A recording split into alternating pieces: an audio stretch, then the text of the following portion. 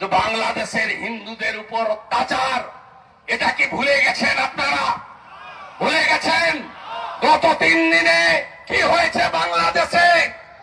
গতকাল ঢাকার উত্তরাতে মিছিল করে বলছে পুজো হতে দেব না। এত বড় সাহস!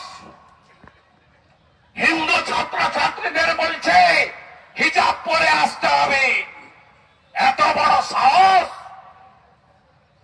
এক মৌলবী বাংলাদেশের জামাতের নেতা বলছে হিন্দু দোকানে চুল দাড়ি কাটবেন না, মিষ্টি কিনবেন না।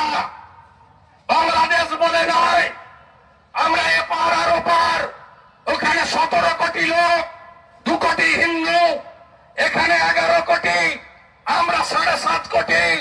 ভারতবর্ষে 100 কোটি হিন্দু।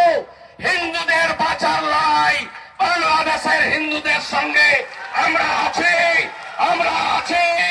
আজকে বাংলাদেশে যা করছে কালকে পশ্চিমবঙ্গে তাই করবে। ছাড়ব না মমতা ব্যানার্জিকে, ছাড়ব না মমতা ব্যানার্জিকে। নদিয়ায় পূজা বন্ধ করেছে, মালদায় পুজোর গেট, ইলেকট্রিকের গেট বন্ধ করেছে, সরবেড়িয়ায় মূর্তি ভেঙেছে। ছাড়ব না মমতা ব্যানার্জিকে, ছাড়ব না মমতা ব্যানার্জিকে। জয় শ্রীরাম।